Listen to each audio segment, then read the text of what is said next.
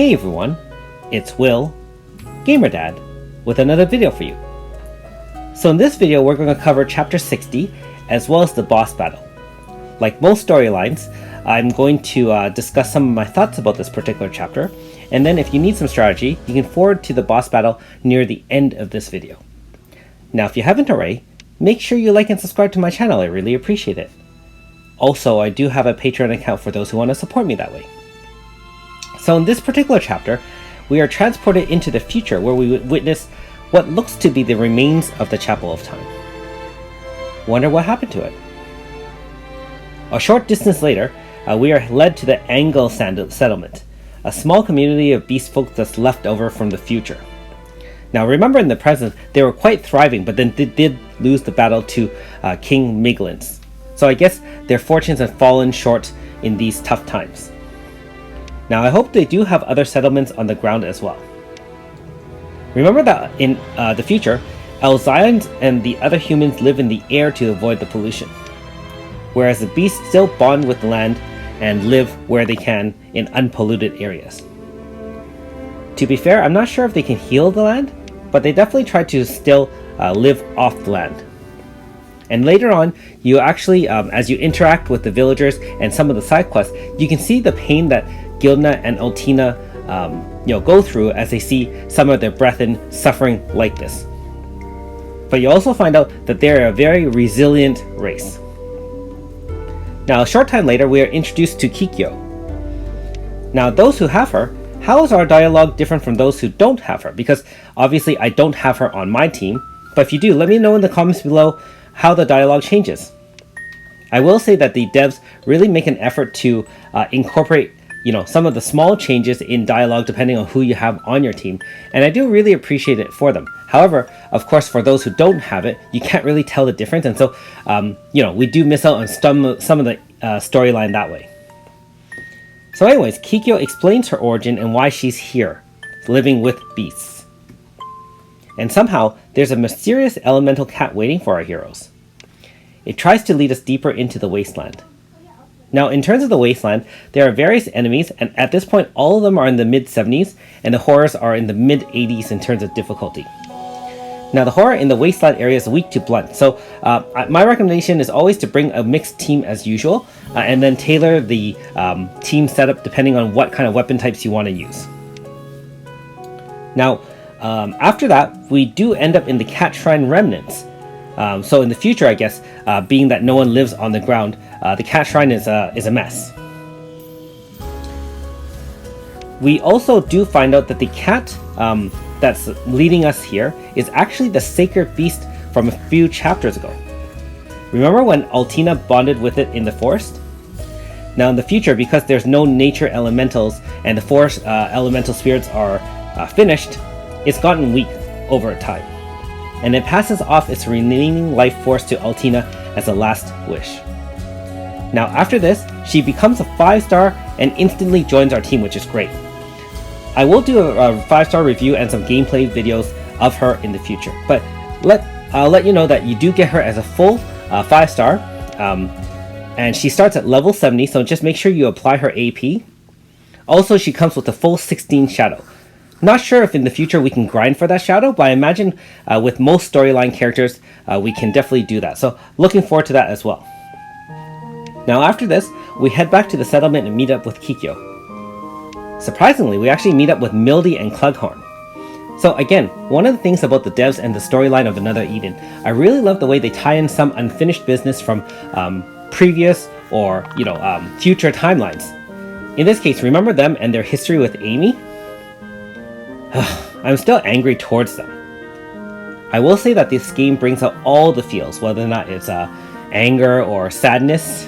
I'm sure I don't have to bring up the timeline for you, some of you. We also meet the leader of the Chrono Clan as well. And don't forget that the Chrono Clan is what Mildy and Clughorn belong to in order to battle our team for the Ogre Key. So they are here to claim an artifact from the Chapel of Time, the Book of Dreams. Our heroes are on it too, of course. So we're going to help out to, go with them and do some collaboration. I wonder if the Book of Dreams will help me get more 5 stars. Of course, as most storylines go, it gets stolen, and this time by the Imp clan, which is a neighboring clan that lives just outside the wasteland. We find out that they are at odds with the Beast settlement and want to be in uncontaminated land, so they want to take over the Angle settlement. So our job is to save the book and to head to the pit to retrieve it. Now, the enemies in the pit are weak to wind and pierce, and the horror is weak to pierce as well. So I find that Suzette OG works really well with Dragon Assault, but again, tailor your team to whatever you want. Because you're using a lot of AoEs, your MP is going to run out really quickly, so either practice some rotation to the back to heal, or if you can last long enough, you can obviously use food and then try to make it all the way to the end. I did find I had to warp out a couple of times to do some regeneration and grab some food and then go back in to explore, because there's actually 7 different levels, and there's actually a lot of revisiting of some of the higher levels because there are different planks and gears that you have to activate in order to allow planks to fall so that you can travel across other areas.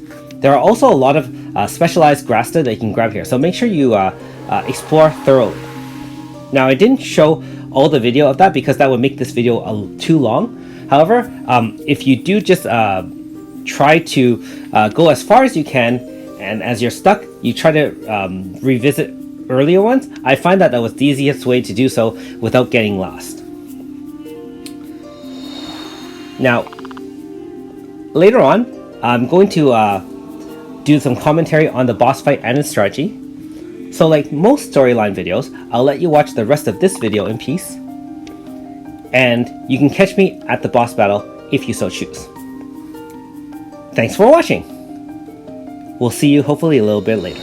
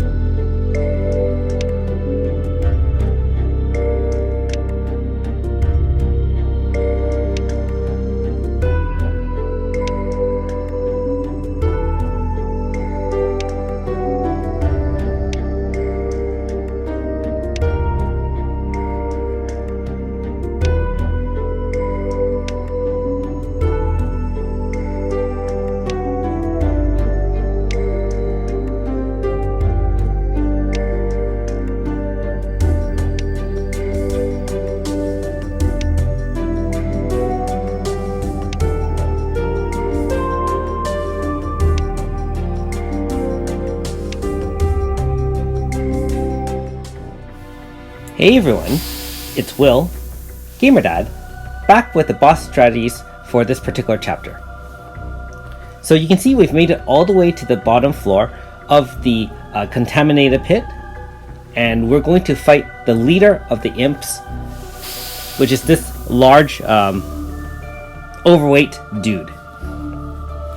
So of course, being that this is a polluted area, it's very possible that the imps are being affected by the pollution. And of course, if you notice some of their gear and some of their weapon drops, they look like they have some cybernetic capabilities as well. That being said, we're not going to let this large guy get in the way of us taking what is rightfully ours. Okay, so it looks like we still are in possession of Lady Himika's mirror, and it's reacting with the Book of Dreams. So we know we're in the right track, and obviously the Book of Dreams is somehow interconnected to Lady Himika and the Goddess of Time. Still looking forward to finding out a lot more about that in the next few chapters, being that we're on chapter 60 and I have another 4 chapters to go or so. I'm sure many of you are already finished all of the chapters and even doing the ancient Garrelia dungeon. Let me know in the comments below how far you guys are at, and if you've gotten some really sweet loot from the new location, or you're just taking your time like I am. There's still so much to do. For myself, I still have a few more of the newer horrors, and some of them I can't actually beat. And of course, I still have to do some gathering of, I guess, some cat stamps or so. Okay, so the boss battle is starting. One thing you'll need to note, and I just did this on my first try, so it's not as elegant as I would like, but I'm sure by showing you my mistakes, you won't make the same ones. So first of all, the boss does have a 50% HP stopper. Also, you can clearly see that the boss does not have any damage taken when there are minions in play. So you really want to use a larger AoEs, and 2 or 3 of them should clear the minions in front of the boss so that you can deal damage to Zorn. After you've cleared out all the boss minions, you can lay waste to the boss itself. No weaknesses or resistances to the boss, so you can use whatever elements you'd like. And so, because I didn't study it ahead of time, you can clearly see that my AF did no additional damage and brought it to 50%. So the first phase was pretty straightforward, didn't take too much damage. However, the second phase, the boss does summon more minions, and the boss starts boosting int and power as well. So you'll have to watch out for that, because once it does that, the moves that it does will start damaging your team quite tremendously. The imp also does earth-based magical attacks, so if you want to shield yourself, make sure you use Aurora Force or anything that mitigates against earth damage. In my case, I was just doing heals, and you can see that there's a boost on power and int, those blue icons. And without any shields, you're already taking over 1,000 damage from the AoE. That being said, I wouldn't say the boss is any more difficult than anything else, but unfortunately you can see that the twin stone attack killed off Aldo. It's very similar to the double crush from Tuba, so you can see without any shielding or any int down, you can actually lose even a strong 5-star character. That being said, I wasn't too worried about being, in danger of dying, being that I do have a fairly strong team, and I hope most of you do have a fairly strong 5-star team at this point as well. I would say most of the storylines can be done with a mix of 4s and 5s still, although, like I said, being that at this point you've probably pulled a few 100 pulls, I would imagine between those and the storyline characters that you have, you should have enough 5-stars to tailor your team to your liking. Alright, so the boss battle is done, and we now retrieve the Book of Dreams.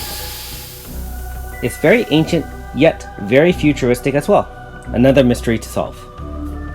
And we bring it back to the Kronos clan, and they plan to study it in their fortress, Sky Fortress Iza. So, we grab a ride out of there on their futuristic ship.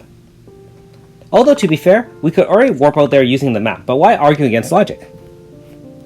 Anyways, I'll let you watch the rest of the video in peace. Thanks for watching. We'll see you next time.